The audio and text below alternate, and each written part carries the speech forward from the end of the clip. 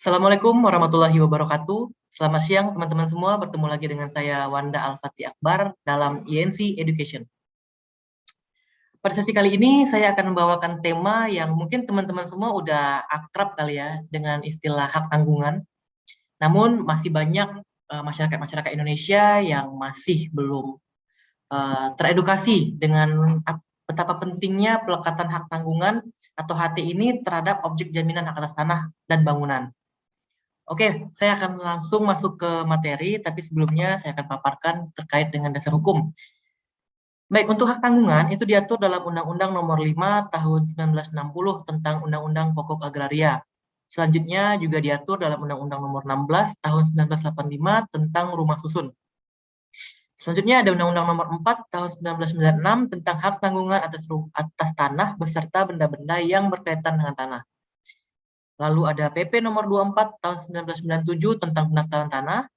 Lalu Peraturan Menteri Negara Agraria atau Peraturan Kepala BPN Nomor 3 Tahun 1996 tentang bentuk SKMHT, APHT, BTHT, dan sertifikat hak tanggungan. Lalu ada Peraturan Menteri Negara Agraria atau Kepala BPN Nomor 4 Tahun 1996 tentang penetapan batas waktu SKMHT untuk menjamin pelunasan kredit-kredit tertentu. Yang terakhir ada Peraturan Menteri Negara Agraria atau Kepala BPN Nomor 3 Tahun 1997 tentang pelaksanaan PP Nomor 24 Tahun 1997. Sebelumnya saya ingin memaparkan apa sih pengertian dari hak tanggungan. Baik teman-teman semua, pengertian hak tanggungan sebagaimana yang dimaksud dalam Undang-Undang Nomor 4 Tahun 1996, Pasal 1 Ayat 1, yaitu hak tanggungan atas tanah beserta benda-benda yang berkaitan dengan tanah, yang selanjutnya disebut hak tanggungan, adalah hak jaminan yang dibebankan pada hak atas tanah sebagaimana dimaksud dalam Undang-Undang Nomor 5 Tahun 1960 tentang Peraturan Dasar Pokok-Pokok Agraria. Berikut atau tidak berikut benda-benda lain yang merupakan satu kesatuan dengan tanah itu untuk pelunasan utang tertentu terhadap kreditur-kreditur lain. Selanjutnya ada ciri-ciri dan sifat hak tanggungan. Apa sih ciri-ciri dan sifat hak tanggungan? Berdasarkan Undang-Undang Nomor 4 Tahun 1996, sebagai lembaga hak jaminan atas tanah, hak tanggungan mempunyai ciri-ciri sebagai berikut. Yang pertama ada droit de préférence, memberikan kedudukan yang diutamakan terhadap kreditur-kreditur lain apabila debitur cedera janji atau wan prestasi. Lalu yang kedua ada droit de suite, selalu mengikuti objek yang dijaminkan. Sifat ini merupakan salah satu jaminan khusus bagi kepentingan pemegang hak tanggungan. Lalu ada azas spesialitas dan publisitas, sehingga dapat mengikat pihak ketiga dan dapat memberikan kepastian hukum kepada pihak-pihak yang bersangkutan. Lalu yang keempat ada memiliki kekuatan eksekutorial. Apa sih ini memiliki kekuatan eksekutorial? Dalam arti dapat dilaksanakan eksekusi apabila debitur cedera janji atau wan prestasi, maka objek jaminan hak tanggungan dapat dilelang yang disebut parate eksekusi. Lalu selanjutnya, hak tanggungan tidak dapat dibagi-bagi. Lalu hak tanggungan untuk menjamin utang yang telah ada atau akan ada. Lalu hak tanggungan dapat menjamin lebih dari satu utang. Hak tanggungan dapat dibebankan pada hak atas tanah saja. Hak tanggungan dapat dibebankan pada hak atas tanah berikut benda di atasnya dan di bawah tanah. Lalu yang terakhir, hak tanggungan berisi hak untuk melunasi utang dari hasil penjualan benda jaminan dan tidak memberikan hak bagi kreditur untuk memiliki benda jaminan. Lalu dari sisi sifat dari hak tanggungan adalah asesoir. Apa itu asesoir? Yaitu merupakan perjanjian tambahan yang berdasarkan perjanjian pokok. Perjanjian pokok dalam hal ini adalah perjanjian kredit antara kreditur dan debitur. Syarat objek hak tanggungan yang pertama mempunyai nilai ekonomis, yang kedua dapat dipindahtangankan, yang ketiga terdaftar dalam daftar umum, yang keempat ditunjuk oleh undang-undang. Objek hak tanggungan itu terbagi menjadi tiga. Yang pertama yang ditunjuk oleh Undang-Undang Pokok Agraria, yaitu terbagi tiga.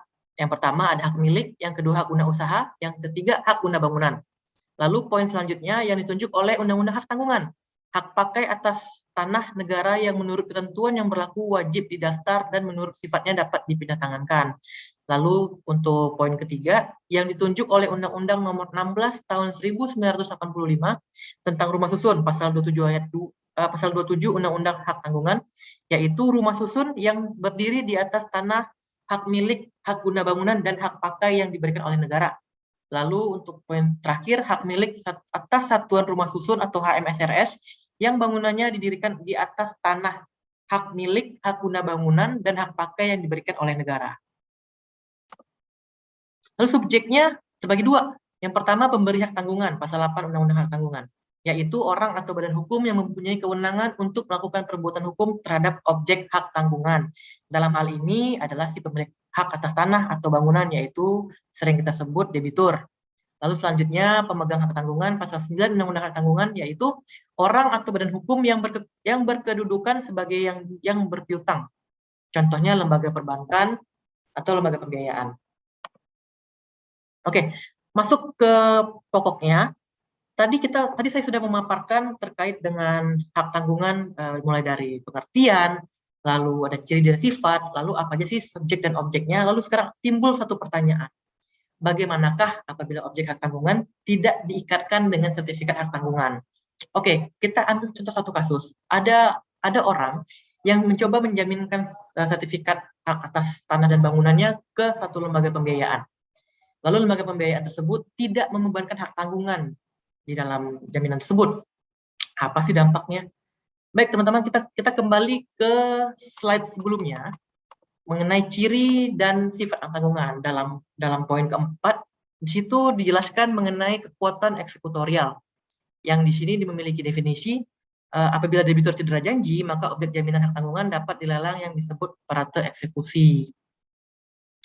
Artinya apabila si debitur cedera janji, maka si pemilik piutang atau kreditur itu dapat langsung mengeksekusi tanpa melakukan gugatan terlebih dahulu ke pengadilan, karena sifat hak tanggungan tadi apabila telah terbit APHT, SKMHT, dan sertifikat hak tanggungan, maka sifatnya eksekutorial, artinya dipersamakan dengan putusan pengadilan, di mana di sampul sertifikat itu memiliki irah-irah.